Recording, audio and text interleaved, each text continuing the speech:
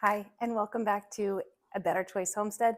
My name is Kelly. Today we are in the kitchen. We are going to be making some salsa verde with some tomatillos that I grew in the garden last year.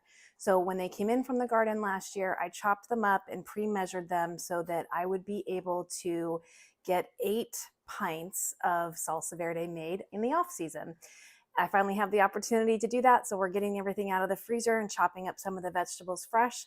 I'm going to walk you through that process. This is a water bath can recipe, and it is super easy. Let's get started. I'm going to be using my pressure canner to do this recipe, even though this is a water bath canning recipe. You can use a pressure canner to do water bathing, but you can't use a water bath canner to do pressure canning. In here, I have predetermined the amount of water that I'll need. What you're looking for with water bath canning is enough water to cover the jars by at least 1 inch. So what I did was I put the canner in the sink, I put the jars in the canner, I filled all the jars with water, and then I let the water keep running in here until there was 1 inch over them. Then I took the jars out because it's heavy. So the next step is going to be to add a little splash of white distilled vinegar. You don't have to do this, but it does help cut down on the cloudy residue that can happen to the outside of the jars through the canning process if you have hard water. So as I said, I already have the jars filled with water, so I'm going to carefully load those in. This Presto pressure canner will hold 20 regular mouth pint jars, but that's only if I double stack them. So I can get 10 total for water bath canning. And we are only doing 8, so that's perfect. So the reason I'm putting these jars in here now is because while we are making the salsa, I can turn this canner on to heat both the canner and the jars. This is a hot pack recipe, meaning I'm going to be putting hot contents into the jars. So we want the jars to be warm as well. Anytime you're doing a change in temperature, so cold jar, hot food, you run the risk of damaging your jars. And because it's hot pack, we also want the canner hot. So 3 things to remember if you're doing a hot pack. You want hot food contents, hot jars, and a hot canner. If you were doing a cold pack, you would do cold jars, cold food, cold canner. Now that those are loaded in, we're going to move on to making the salsa. I've just turned on the canner and we're going to start getting things ready to go into the pot. So we are going to be doing 8 pints today. So this is the recipe times 4. This recipe comes out of the Ball Complete Book of Home Preserving, and it is on page 213. So we need, in order to get 8 pints, I need 22 cups of tomatillos, and I already have those portioned out. I need 4 cups of chopped onions, 4 cups of peppers. Those are already portioned out. They were pre-frozen. 2 cups of vinegar.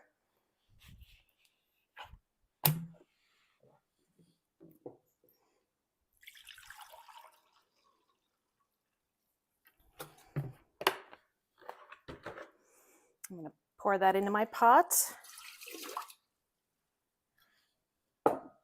1 1/4 cups of lime juice.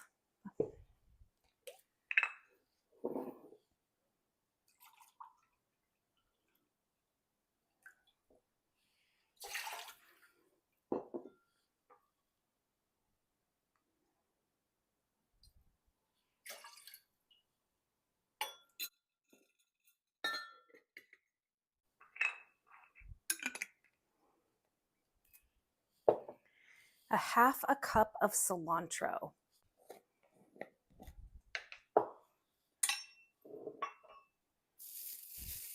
This is freeze-dried cilantro from the garden. That's a 1/4 cup.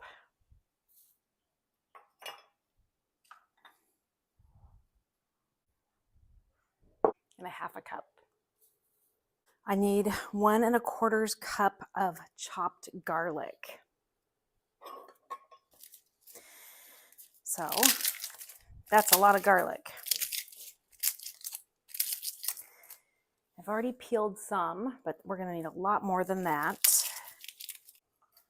I've got my little handy dandy garlic roller here, which does a really nice job of taking off the jackets.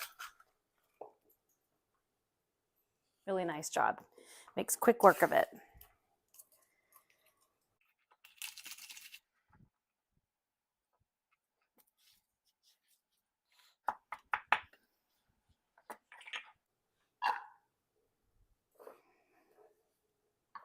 That's not even half of what we need.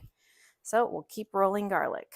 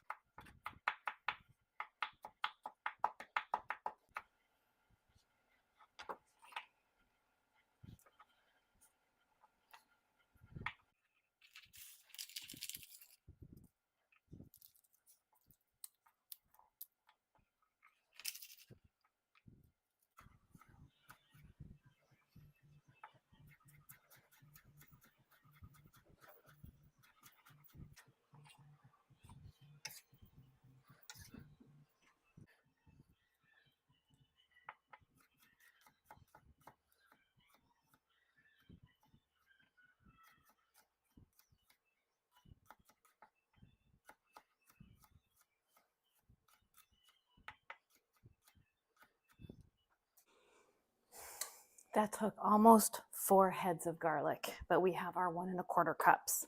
I'm gonna pour that into the pot.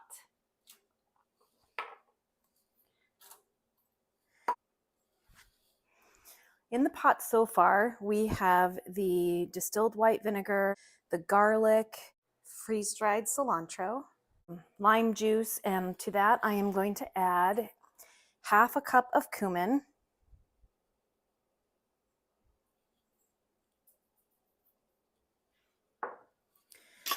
2 teaspoons of red pepper flake,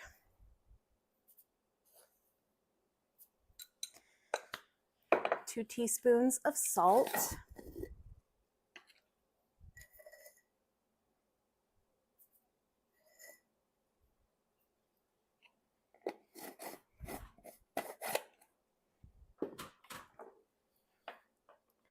4 cups of diced onion. I just diced these fairly small.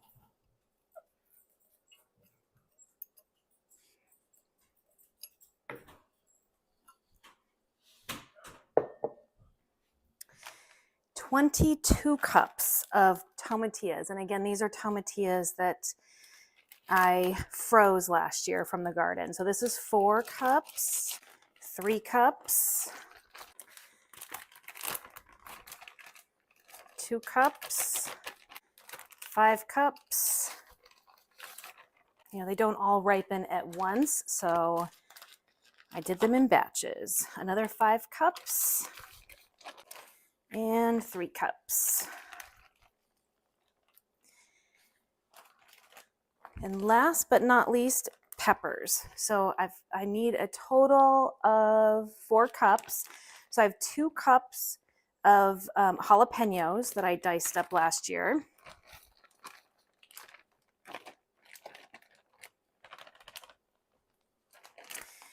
And 2 cups of a mix of jalapeno and then some other hot peppers that I had.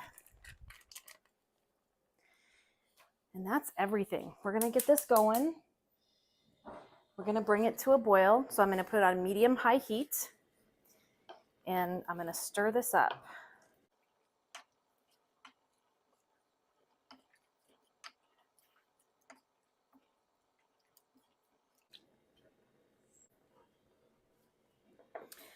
Once this comes to a boil, I'm going to do a rapid simmer on it for 10 minutes, and then we'll be ready to load the food into the jars. The canner is getting hot.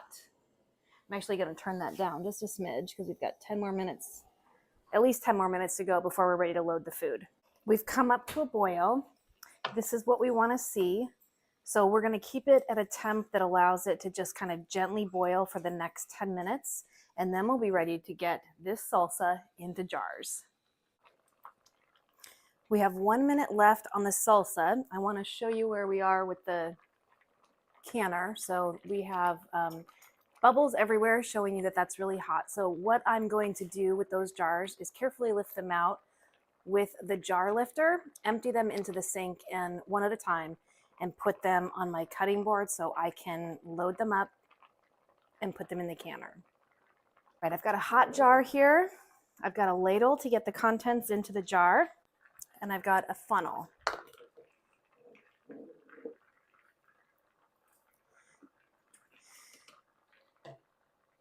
This salsa requires a ½ inch of headspace.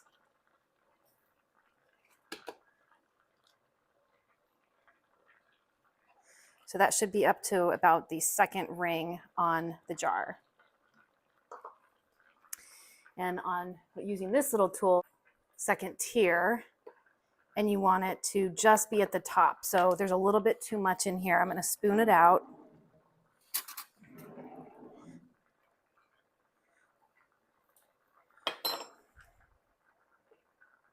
And that's perfect. You want to debubble your jar. Headspace is important. And if you have air bubbles down inside the jar, it's going to change your headspace. The headspace is measured to allow for the right amount of steam to escape before the jars seal during the canning process. So you want to make sure that you have the right amount of headspace, and you have to get rid of all your air pockets down there in order to ensure that. You also want to wipe the rim of the jar to remove anything that might interfere with your seal. We want this finger tight, so I'm going to seat the band. I turn it counterclockwise until I feel it seated, and then I move it forward without any pressure until I can't move it forward unless I put pressure on it, and then I just give it a little turn until you feel resistance, and that's it. So this jar is ready for the canner, and I'm going to dump water out of the next jar and load the next jar.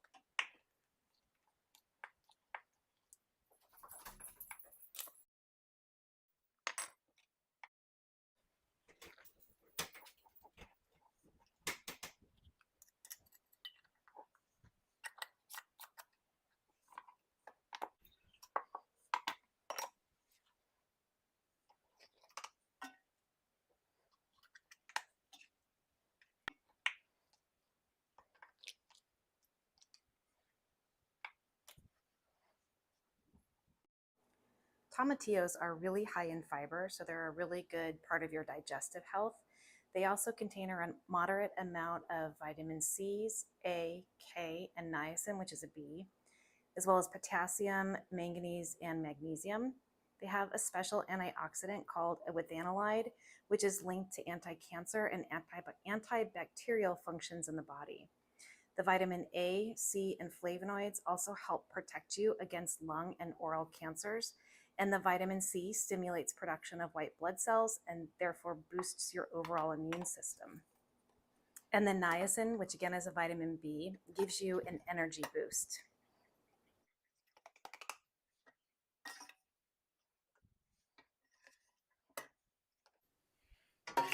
This is going to be just enough for my 8 jars. I'll have a little bit left over.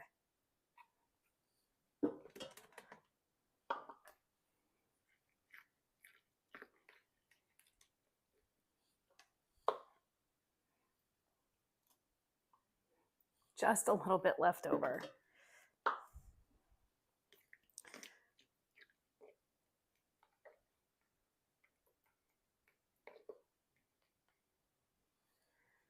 Double check my headspace, 1/2 inch, that's perfect. And then wipe my rim with vinegar. I need another lid. So I need to open another box of canning lids.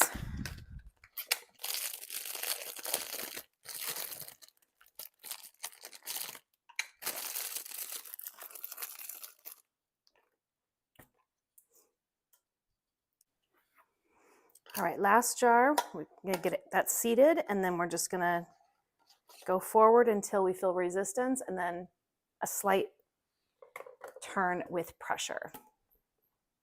Now that all the jars are in the canner, I'm gonna turn the heat up. It was on a medium low, so I'm gonna turn it up to medium high. And as soon as this comes up to a rapid boil, I will put the lid on the canner and I will boil this for 15 minutes. Before we get to a rapid boil here, I wanted to show you that you can use this tool if you have it. It comes with a canning kit that has the funnel and the jar lifter and the debubbler tool. This is 1 inch. So from this bottom step to this top step is 1 inch. So if you place that on top of a jar, your top step should be under the water. And then you know you have at least 1 inch of water over the top of your jars, which we do.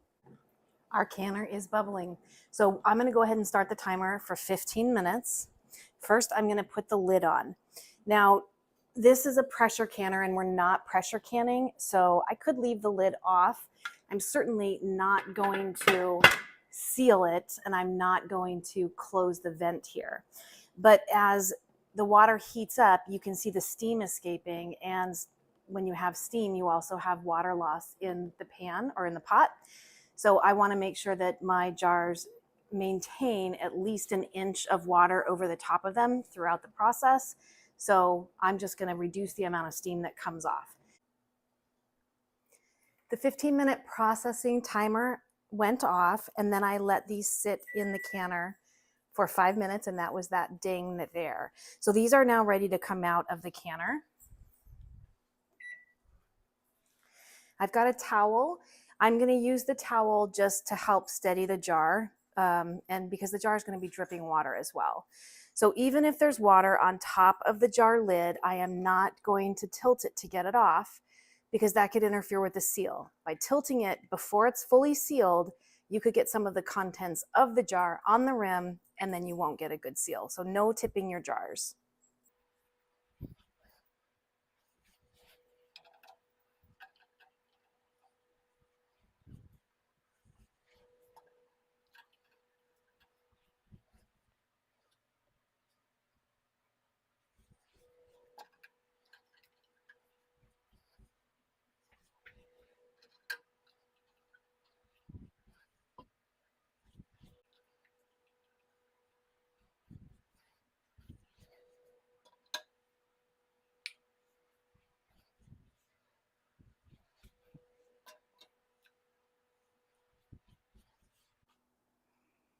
Here's a close-up look at those jars.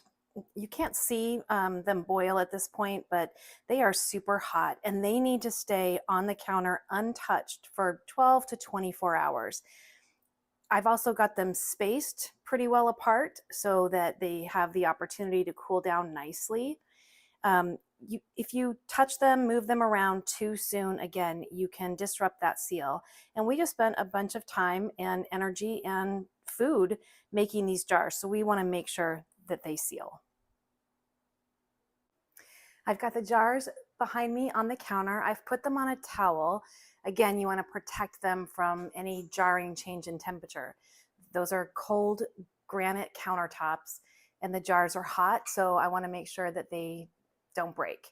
I did have just a little bit of this salsa left over that wouldn't fit into the canner. And I have to tell you, this is amazing. It is a little smoky with the cumin in there. It's got a little tiny bit of heat from the peppers, and it's really tangy.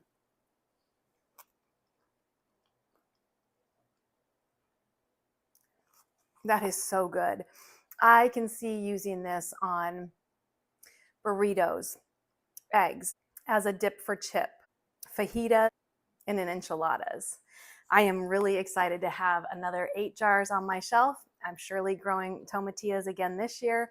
You need 2 plants in order to get them pollinated to produce fruit. So if you have space in your garden, I recommend growing tomatillos. Thank you so much for spending time in my kitchen with me again today. My name is Kelly. You're at A Better Choice Homestead, and I hope you come and visit again soon.